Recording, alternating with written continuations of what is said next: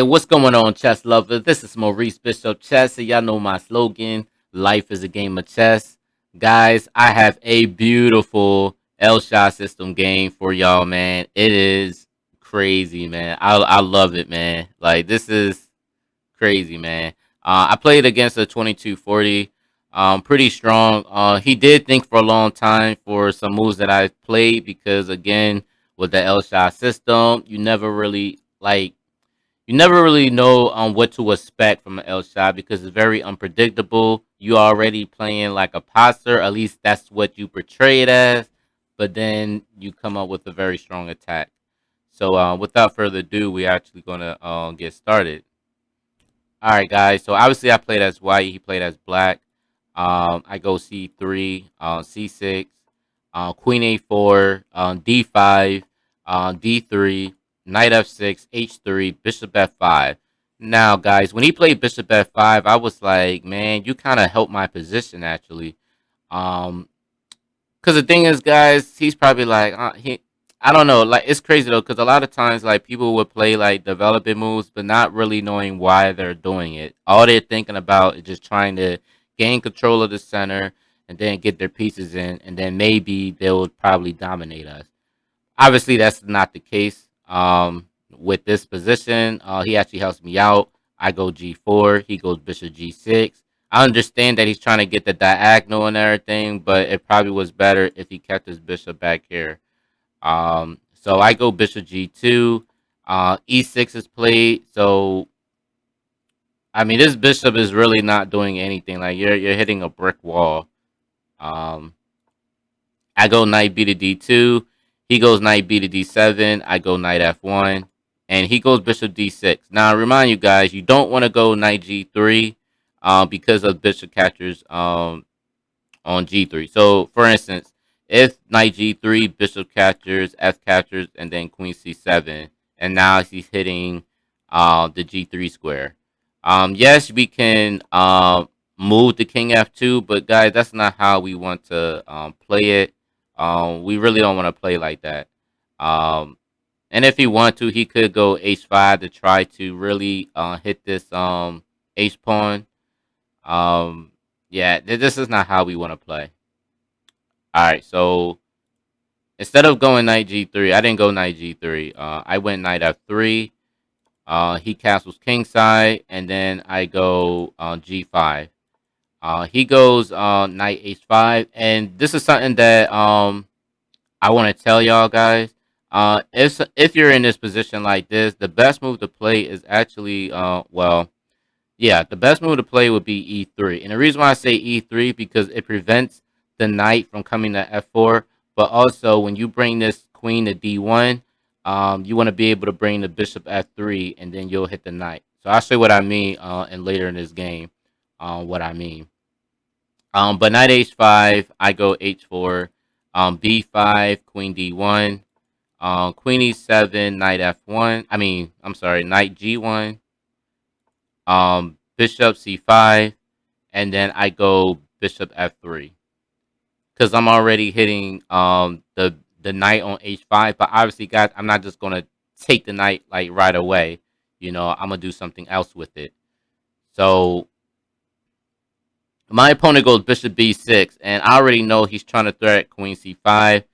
He's probably thinking like, you know, what kind of opening is this? Because it's kind of hard to really break through. So I go E3, which makes it even more harder for him. So this threat he can't really make because this pawn on E3 is protected by the F2 pawn, the knight on F1, and the bishop on C1. So this E3 pawn is solid. And then another thing about this E3 move is now, guys, I'm threatening to win a piece right now, in which the knight on H5 is actually trapped. He goes queen C5 anyway, and I go bishop catches H5. Bishop catches H5, and I go queen catches H5. And my opponent goes G6. Now, normally, guys, if this bishop was on like D6 or whatever, I wouldn't go queen H6 at all because he can trap my queen. Uh, Obviously, queen A6 is what I did, but I was looking at everything, guys, and I was like, if I go queen A6, my queen can't go anywhere, can he trap my queen? And when I analyzed this a bit, I realized that he cannot trap my queen at all. I was looking at, with this bishop, he got to make 1, 2, and then 3 moves just to get the bishop F8. But the thing is, he got to skip a move because you got to move this rook out the way. So that'll be like 4 moves that black will have to make in order to get that bishop over there. But then I was also thinking of, maybe knight E5. But then I realized I'm pretty much still good because I can still go D4, forking the knight and the queen. So even if he does still go to knight G4, so I'll give you a perfect example, guys. So I go queen A6, right? Obviously, my opponent goes pawn E5.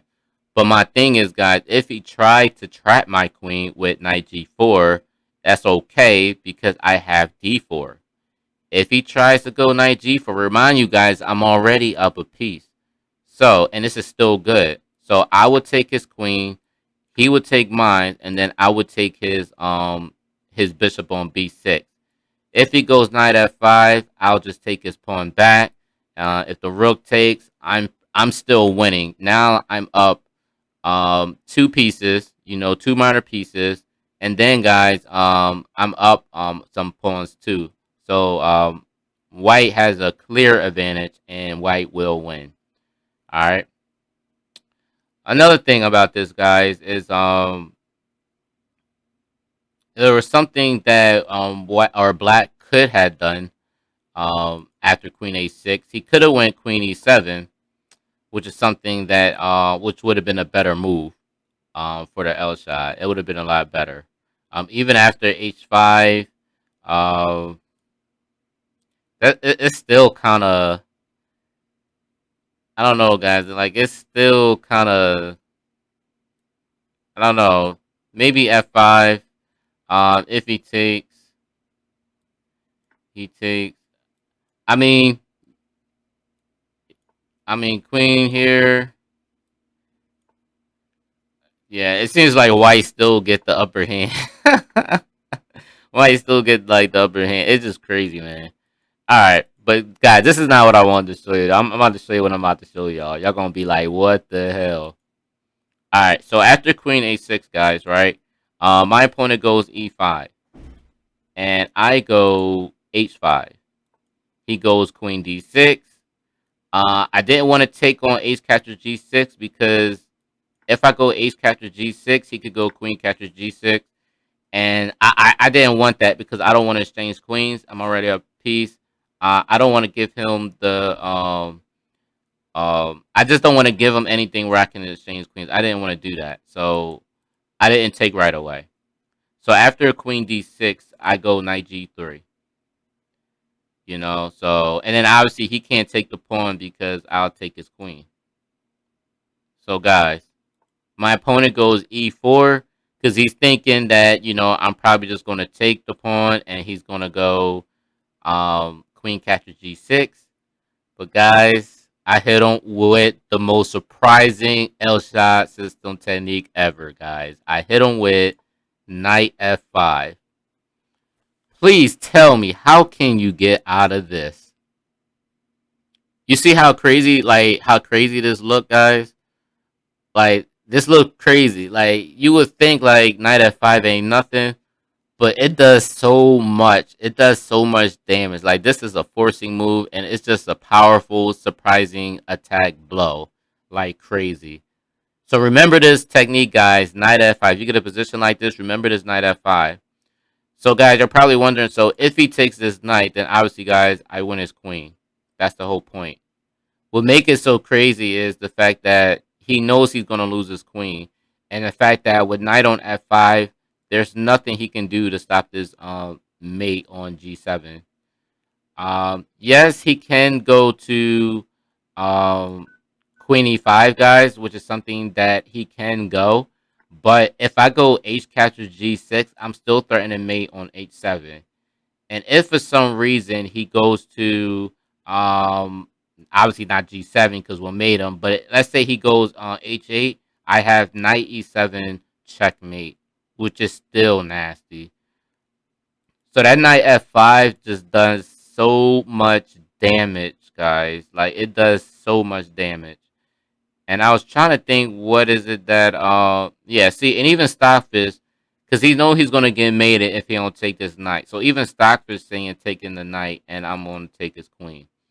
So it's just a powerful blow. And matter of fact, does Stockfish even see this move?